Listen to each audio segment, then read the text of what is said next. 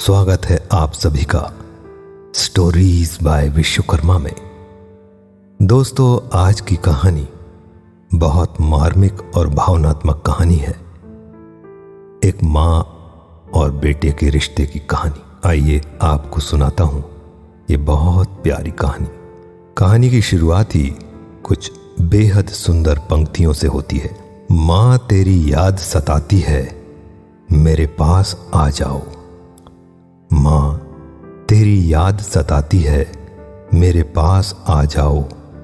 थक गया हूं मुझे अपने आंचल में सुलाओ। उंगलियां अपनी फेर कर बालों में मेरे, एक बार फिर से बचपन की लोरियां सुनाओ।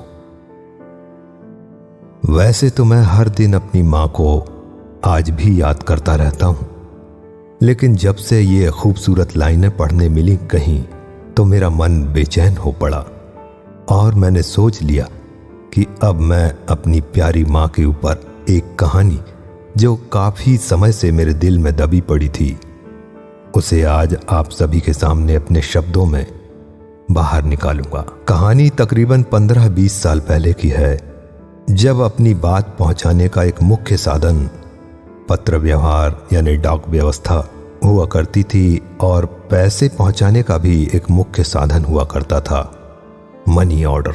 मोबाइल तो उस समय लगभग नहीं के बराबर, खासकर छोटे शहरों या गांव में, तो क्योंकि वह बहुत महंगा खर्चा हुआ करता था उस समय।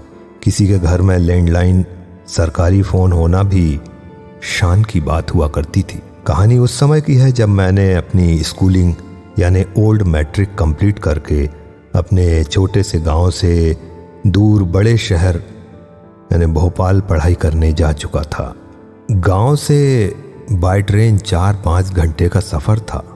जब कभी भी 2-3 दिन की छुट्टी मिलती तो अक्सर गांव माँ के पास आ जाया करता था।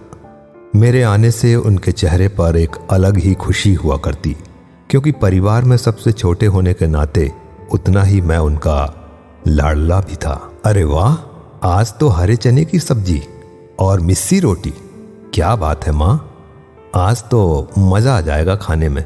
डाइनिंग टेबल पर जैसी ही सब्जी, रोटी, चावल, पापड़, सलाद और अचार से सजी थाली लाकर माँ ने रखी तो मन प्रसन्न हो उठा। माँ बोली, हाँ बेटा, तुझे पसंद है ना? और फिर मैंने सोचा शायद अगली बार आने तक इनका सीजन ही चला जाए, तो मैंने रात को ही चने छील कर रख लिए थे। मैं खाना खाता और माँ किचन में से गरम गरम रोटियां घर के घी से तरबतर करके लाती। कभी कभी मैं नोटिस करता कि जब मैं खाना खाया करता तो माँ सामने बैठकर मुझे प्यार से निहारा करती। उनके चेहरे पर सुख और आंखों पर वो वात्सल्यता देखती ही बनती थी। आज भी सोचा करता हूँ कि बाजार में तो सब कुछ मिलता है, मसलन सब्जियां, मसाले आदि, फिर आखिर वो स्वाद क्यों नहीं आता जब कोई और बनाता है? तो मन ही मन जवाब भी मिल जाता कि माँ के हाथों में ही तो स्वाद था। तो मैंने बहुत खाया, यूं कहा जाए अपने अंदाज में कि दिल से खाया। खाना खाने के बाद माँ के कमरे में जाकर अपनी बचपन की आदत अनुसार उनकी गोद में सर रखकर लेट कर उनसे बातें करने लगा और माँ हमेशा की तरह मेरे सर पर हाथ रखकर मेरे बालों में अपनी उंगलियां फेरने लगी। एक अलग ही जादू सा हुआ करता था उनकी उंगलियों में, सुख देने वाला। वैसा अद्भुत आत्मीय सुख फिर कभी नसीब ना हो सका। मैंने लेटे लेटे बात करते हुए कहा, माँ मुझे कल सुबह की ट्रेन से जाना होगा, आप जल्दी उठा देना कल। सुनते ही माँ के खुशी भरे चेहरे पर उदासी के भाव उभर आए। क्यों बेटा, अभी 2-3 दिन ही तो हुए हैं, रुक जाता ना? और नहीं माँ, कॉलेज का काम है ज़रूरी, कल निकलना ही होगा। माँ बेचारी भोली भाली, उनकी एजुकेशन बहुत कम थी। जहाँ तक मुझे याद है शायद 5वीं कक्षा तक ही पढ़ाई की थी उन्होंने, तो वे हम सभी भाई बहनों की पढ़ाई लिखाई में कभी कोई दखल नहीं देती थी। बल्कि तारीफ करूँगा मैं तो अपनी माँ की कि खुद इतनी कम पढ़ी लिखी होने के बावजूद भी उनको शिक्षा की मूल्यता का ज्ञान था और इसी कारण उन्होंने स्कूल के बाद अपनी बेटियों को घर से ही private graduation, post graduation, diploma वगैरह सब कुछ कराया और उनके ही प्रयासों से आज उनकी सारी बेटियां पढ़ लिख कर सरकारी नौकरियां कर पाईं। तो माँ बोली, अच्छा बेटा कितने बजे उठा दूं तुझे? 5:15 पे उठा देना माँ, 6 बजे की ट्रेन है। मैंने थोड़ी देर अपनी माँ के पैर दबाए और फिर सोने चला गया। अगली सुबह माँ ने समय पर उठा दिया, हमेशा की तरह नाश्ता भी तैयार कर दिया। फिर अपनी वही पुरानी छोटी सी लकड़ी की अलमारी खोली जिसे मैं बचपन से देखता आ रहा था। उसमें से एक बहुत पुराना गोल लाल डब्बा निकाला। वैसे तो अब लगभग वह काला सा हो चुका था, लेकिन अभी भी कहीं कहीं कुछ लाल रंग के अवशेष बचे थे जो यह बताते थे कि कभी वह लाल रंग का भी हुआ करता था। तो माँ उस डिब्बे में से निकालकर मुझे पैसे देने लगी। मैंने मना भी किया कि माँ ये रहने दो, आप अपने लिए दवाई और खर्चे के लिए रखो, लेकिन वो कहाँ मानती, क्योंकि अभी तो मैं कमाता नहीं था। बहुत सारे 10 या 20 के मुड़े हुए नोट जो अपनी कहानी बयां करते कि उन्हें काफी दिनों से गोल गोल मोड़ कर रखा गया था। ज्यादातर नोट 10, 20 और 50 के हुआ करते, इक्का दुक्का ही कोई 100 का नोट निकलता उसमें से। माँ हमेशा मुझे कभी 200 तो कभी 250, 300 रुपए देकर ही भेजती।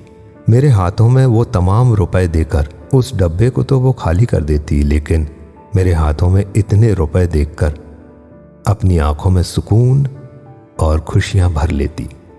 मैं अक्सर सोचा करता कि माँ की कोई सर्विस तो है नहीं, दिन रात तो घर के कामकाज में ही लगी रहती हैं, आखिर फिर ये कहाँ से कैसे इतने रुपए जोड़ लेती हैं। बाद में समझा कि पिताजी द्वारा उनकी दवाई और घर के खर्च के लिए जो पैसे दिए जाते वे उसी में से मेरे लिए थोड़ा थोड़ा बचा कर रखती जाती थीं। धन्य है माँ, मेरे जाते समय वे जिस तरह से मुझे अपने हृदय से लगाकर रोती, उस दुख और पीड़ा को शब्दों में वर्णन कर पाना बहुत कठिन है मेरे लिए। बिना कुछ बोले अपने टपकते आंसुओं से शायद मूक भाषा में यही कहती कि मत जा मेरे प्यारे बेटे, मैं तेरे बिना बहुत अकेली सी हो जाती हूँ। फिर कौन करेगा मुझसे ढेर सारी बातें, मेरी ऐसी सेवा जैसी तू करता है कौन करेगा। और सबसे पीड़ादायक पल तो वो होता जब मैं उन्हें अकेला घर के मेन गेट पर डबडबाई आंखों के साथ अकेला छोड़ जाता। कैसे बताऊं उस पीड़ा को। मैं भी पैदल ही स्टेशन पहुंचते पहुंचते रास्ते में कई बार अपनी आंखों से आंसुओं को पोंछता और बामुश्किल संयम कर पाता खुद पर। मेरी माँ बहुत सीधी साधी, ईमानदार और धार्मिक प्रवृत्ति की महिला थी और वही सब अच्छे संस्कार मुझे उनसे जन्मजात ही मिले। मैंने यह महसूस किया है कि जीवन में बच्चों को संस्कार तो वास्तव में माँ से ही मिलते हैं, इसलिए एक माँ का संस्कारवान होना अति आवश्यक है। इस मामले में मैं ईश्वर का आभारी था कि मुझे ऐसी प्यारी माँ मिली थी। समय गुजरा, मैंने अपनी पढ़ाई पूरी की और फिर अपने फील्ड की जॉब के लिए मुंबई चला गया।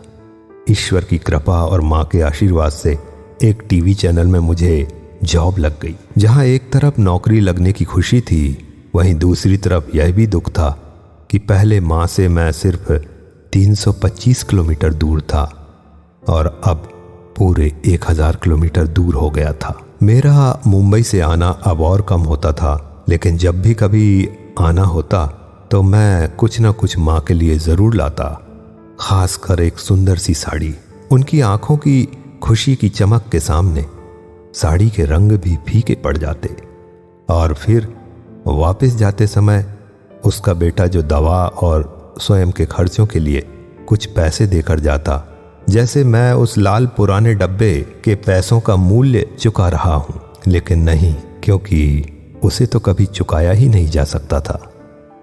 मुंबई में अपनी बिजी लाइफ के कारण मेरी माँ से मिलना आना कम होता गया, लेकिन मुझे मालूम था कि माँ को हर महीने उनकी रेगुलर दवाइयाँ, बीपी, एलर्जी, जोड़ों के दर्द जैसी दवा के लिए पैसों की आवश्यकता तो रहती थी। दवाइयाँ हर महीने लगभग 400-500 की आती थी, लेकिन कई बार मैंने देखा था कि उन्हें पैसे समय पर नहीं मिल पाते थे, बल्कि कई बार उन्हें पैसों के लिए बोलना पड़ता था। मुझे उनके पास दवा के लिए पैसे होने चाहिए, इस बात की चिंता रहती थी। तो उसके लिए मुझे एक उपाय सूझा। गोरेगांव में जहां मैं रहता था, मेरा फ्लैट था, थोड़ी ही दूर पर एक पोस्ट ऑफिस था। तो मैंने सोचा क्यों ना मैं यहाँ से ही माँ को हर महीने 1000 रुपये का मनी ऑर्डर करना शुरू कर देता हूँ, ताकि वे अपनी दवाइयाँ समय पर लेती रहें और मैं यहाँ से इतनी दूर रहकर भी आवश्यक सेवा कर सकूँगा। चूँकि यह बात 2007-8 की थी, तो उस समय हर जगह मोबाइल उपयोग था नहीं, क्योंकि बहुत महंगा था। तो मनी ऑर्डर ही एकमात्र सही और सस्ता साधन मुझे लगा माँ तक पैसा पहुँचाने का। अब इसमें एक अलग ही सुख मिला। उस मनी ऑर्डर फॉर्म के नीचे एक छोटा सा 4 लाइन लिखने लायक स्पेस होता था, जिसमें आप छोटा सा मैसेज लिख सकते थे। तो इस तरह माँ को पैसों के साथ साथ शब्दों से उनको चरण स्पर्श करने का मौका भी मिलने लगा। कितनी प्यारी होती थी वो 4 लाइनों की चिट्ठी। कुछ सीमित शब्दों में असीमित प्यार छुपा हुआ करता, एक माँ और बेटे के बीच। गांव में जब मेरा मनी ऑर्डर लेकर पोस्टमैन घर पहुंचता और फॉर्म पर माँ के हस्ताक्षर लेकर उन्हें जब रुपए देता, तो उनके हृदय की खुशी का आभास मुझे 1000 किलोमीटर दूर होते हुए भी हो जाता। और इस तरह मनी ऑर्डर का सिलसिला बढ़िया चल रहा था। मैं मुंबई में करीब 2-2.5 साल रहा। फिर अचानक 2009 में ऐसा मंदी का दौर आया कि सभी चैनलों में से शॉर्टलिस्ट करना शुरू हो गया और उसी में मेरी भी जॉब चली गई। मेरा तो चैनल ही बंद कर दिया गया। अब बिना फिक्स जॉब के कुछ छोटे छोटे फ्रीलांसिंग काम करते हुए मुंबई में मैंने करीबन 5-6 महीने अपने आप को और खींचा। लेकिन इधर मुंबई का खर्चा और उधर भोपाल में फैमिली का खर्चा, दोनों मैनेज करना बड़ा मुश्किल हो रहा था। तो वाइफ ने भी यही एडवाइस किया कि यदि वहाँ नहीं जम रहा है तो आप वापस ही आ जाइए और यहाँ किसी रीजनल चैनल में थोड़े कम पैकेज पर ही ज्वाइन कर लेने में समझदारी है। और अंततः मैंने वापस भोपाल आने का डिसीजन ले लिया। लेकिन मैंने वो 5 महीने बगैर फिक्स जॉब के पीरियड में भी माँ को मुंबई से मनी ऑर्डर करना नहीं छोड़ा और ना ही इस बारे में उन्हें कुछ बताया, क्योंकि उन्हें दुख होता। ईश्वर के समीकरण हमारी समझ से परे होते हैं। अचानक माँ की तबीयत खराब हो गई। उन्हें अटैक आया था। जबलपुर ले जाकर प्राइवेट हॉस्पिटल में एडमिट किया गया। मैं दूसरे ही दिन जबलपुर पहुंच गया। मेरी दीदी, मेरे बड़े भाई, सभी लोग थे वहां। माँ मुझे देखते ही लिपट गई। काफी कमजोर दिखाई दे रही थी वे। हर बार जो माँ बेटे अलग होते समय रोया करते थे, आज पहली बार मिलने पर रो रहे थे। माँ 4-5 दिन अस्पताल में भर्ती रही। सभी ने मिलकर उनकी खूब सेवा की। खासकर दीदी लोग ने तो रात दिन। उनकी हालत में सुधार था। हालांकि मैंने पहुंचते ही उसी दिन उनको अपना ब्लड दिया था। वो भी सौभाग्य की बात थी कि अपनी माँ को, उनका ही तो खून था मेरी रगों में, आज उन्हीं के काम आ गया। मेरा तो बस चलता तो मैं अपने शरीर का पूरा 5.5 लीटर खून उन्हें अर्पित कर देता। उनकी हालत में सुधार देखते डॉक्टर्स ने भी उन्हें 1-2 दिन में रिलीफ करने को बोल दिया था। इसलिए दीदी ने मुझसे कहा कि मैं भोपाल चला जाऊं और अपना ऑफिस ज्वाइन कर लूं। वे लोग माँ को यहाँ से छुट्टी कराकर गांव ले जाएंगी। माँ ने भी मुझे जाने के लिए बोल दिया। मैं उसी शाम माँ के लिए एक लस्सी पैक करा कर लाया। उन्होंने मेरे हाथों से पूरी लस्सी बड़े ही चाव से पी। फिर मुझे अपने हृदय से लगाती हुई बोली, बेटा, अब मैं यहाँ से घर पहुँचकर थोड़ी और अच्छी हो जाऊं, फिर तुम मुझे अपने पास भोपाल ले चलना। मैं अब तुम्हारे ही पास रहूंगी। मैंने भी बड़ी खुशी से कहा, हाँ माँ, बिल्कुल, अब तुम मेरे पास ही रहना। उनके हृदय की धड़कन को मैं अपने हृदय में महसूस कर पा रहा था, मगर यह ना भांप पाया कि माँ बेटे का यह आत्म आलिंगन आखिरी था। 17 मई की दोपहर तक माँ अपने घर आ चुकी थीं और अगले ही दिन सुबह सुबह एक बुरी खबर मिली कि माँ का देहांत हो गया। सुनते ही पैरों तले जैसे जमीन खिसक गई। एक पल को तो यकीन ही नहीं हो पा रहा था कि माँ सच में हम सभी को छोड़कर जा चुकी हैं। 18/5/2009 की सुबह 4 बजे मेरी माँ भोपाल वाली दीदी के सानिध्य में ध्यान करते करते ही ब्रह्मलीन हो गई। रह गया एक माँ बेटे का वादा अधूरा, रह गया एक सपना अधूरा कि भोपाल में मेरा घर बनता और उसमें गृह प्रवेश माँ के श्री चरणों से होता। रह गए सपने अधूरे कि एक बेटा माँ को अपने पास रखकर उन्हें जीवन के कुछ और सुखमय दिन दे पाता। सब कुछ चला गया माँ के साथ और रह गया तो बस ये उनका प्यारा बेटा, वो भी अकेला, बिल्कुल अकेला। जल गए माँ की चिता के साथ दिल के वो अरमान जो अब कभी पूरे नहीं हो पाएंगे। जल गए, हाँ जल गए। और अफसोस की राख पे हाथ फेरता मैं रह गया, असहाय, एकदम असहाय। माँ क्या चली गई, गांव के घर की रौनक ही चली गई। और 2-2.5 साल बाद पिताजी भी चल बसे, जबकि अभी भी वहाँ 2 बड़े भाई और भाभी लोग हैं। लेकिन अब गांव जाने का मन ही नहीं करता। जाता भी हूँ कभी तो माँ की बहुत याद आती है। आज काफी समय बाद गांव आया था। शाम को अकेला टहलता हुआ सड़क किनारे खेत की मेड़ पर जाकर बैठ गया। हरी भरी फसलों को देखते हुए कुछ सोचने लगा कि तभी एक ठंडी हवा का झोंका मेरे सर के बालों को बिखेर गया। एक पल को तो ऐसा लगा जैसे माँ ने अपनी उंगलियां मेरे बालों में फेर दी हों।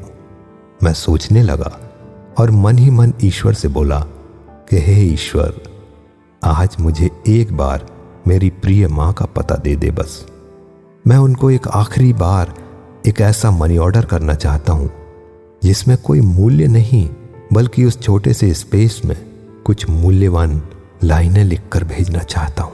पहली तो यह है कि प्यारी माँ, आपके जाने के बाद एक अफसोस मुझे शेष जीवन भर रहेगा कि जीते जी कभी हम आपका जन्मदिन नहीं मना पाए, क्योंकि मालूम ही नहीं था। और मरणोपरांत जब आपकी फोटो बनवाई तो पता चला कि आपके और मेरे जन्मदिन की तारीख एक ही थी, 23 फरवरी। तब से मैं अब अपने जन्मदिन के स्थान पर आपका जन्मदिन मनाता हूं, लेकिन अकेले। और दूसरी बात यह है कि फिर किसी जन्म में आपका ही बेटा बनकर जन्म लूं और वो तमाम सुख दे पाऊं, वो अधूरे अरमानों को पूरा कर पाऊं जो इस जन्म में नहीं कर पाया। माँ, आज एक सच लिख रहा हूं कि मैं यहां अब ठीक नहीं हूं, एकदम अकेला हूं, दुखी हूं, बहुत दुखी। मैं जैसा भी हूं माँ, लेकिन जहां जिस लोक में तुम हो खुश रहना और वहीं से मुझे अपना आशीष देना। तुम्हारे चरणों में शत शत नमन। शाम के ढलते सूरज के साथ साथ मेरे मन की भावनाओं का भी अस्त हो चुका था। मैं उठा और भारी मन से वही लाइनें गुनगुनाता हुआ घर की ओर लौट चला। माँ, तेरी याद सताती है, मेरे पास आ जाओ। थक गया हूं, मुझे अपने आंचल में सुलाओ। उंगलियां अपनी फेर कर बालों में मेरे एक बार फिर से बचपन की वही लोरियां सुनाओ। माँ, तेरी याद सताती है, मेरे पास आ जाओ, मेरे पास आ जाओ। तो दोस्तों, ये थी कहानी मनी ऑर्डर। दोस्तों, यदि आपके पास माँ बाप हैं तो आप दुनिया के खुशनसीब लोगों में से एक हैं। अपने माँ बाप की कद्र कीजिए, उनकी खूब सेवा कीजिए और जितना हो सके उनका आशीर्वाद लेकर इस पुण्य को कमा लीजिए जो आपको जीवन में दोबारा कभी नहीं मिलेगा। क्योंकि सब कुछ मिल जाता है दुनिया में, मगर याद रखना कि एक माँ बाप नहीं मिलते। मुरझा कर जो गिर जाएं एक बार डाली से, ये ऐसे फूल हैं जो फिर नहीं खिलते। तो दोस्तों, अपना ख्याल रखिए। फिर मिलेंगे एक शानदार दिल को छू लेने वाली कहानी के साथ। स्टोरीज बाय विश्वकर्मा में।